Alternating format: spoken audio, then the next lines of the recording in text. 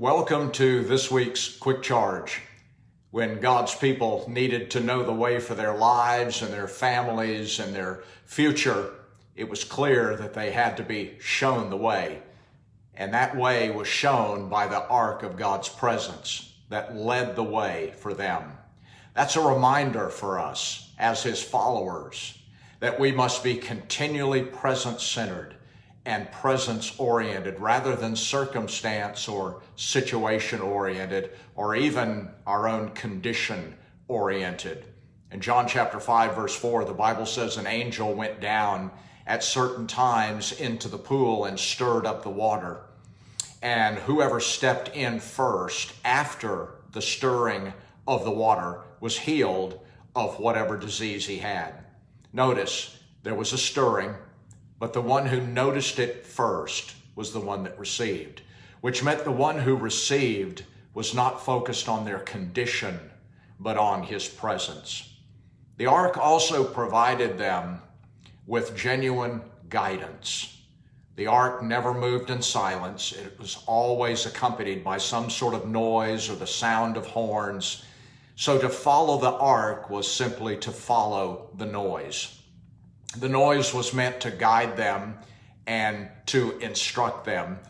There were messages in the noise. John, when he was before the throne in the book of Revelation, said he heard the noise that was like the sound of many waters, and he heard the noise of voices. And he saw the ark as it was surrounded by the noise of thunder and all of these emanating sounds. That noise is what I should be listening to and following after, for that is the word of the Lord to me. His presence is where the guidance is. We can get into real trouble for a lack of guidance. Guidance tells me not only what to do, but also how to act, how to react, how to respond, how to keep going, how to stand, how to continue on, how to endure.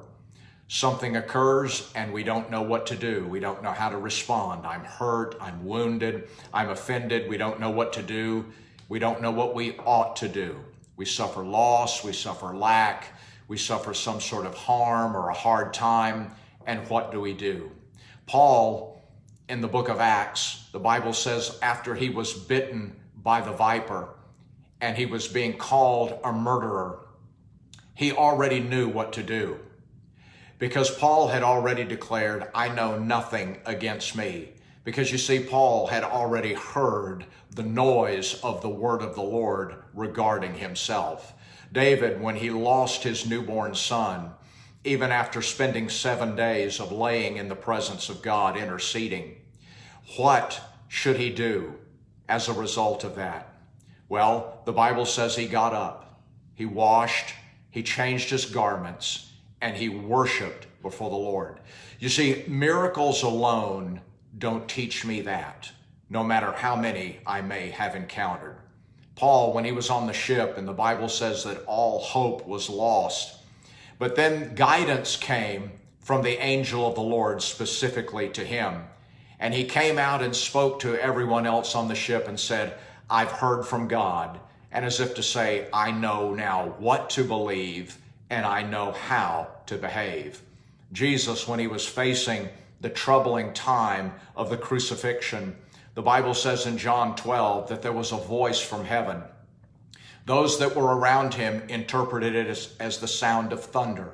But Jesus heard the word of the Father. He heard the noise of the message in that sound. At Lazarus' tomb, Jesus already knew how to react. He knew how to behave.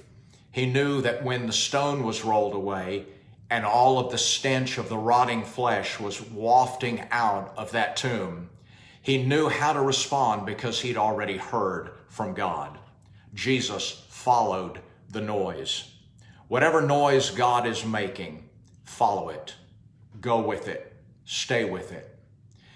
At Jericho, they were instructed to be silent and follow the ark or the noise of the ark. Why? Because it's much easier to hear and to listen when you're not making noise at the same time. Do you need some fresh guidance? come to Jesus and listen for the noise of his presence. Join me next week for another quick charge. God bless.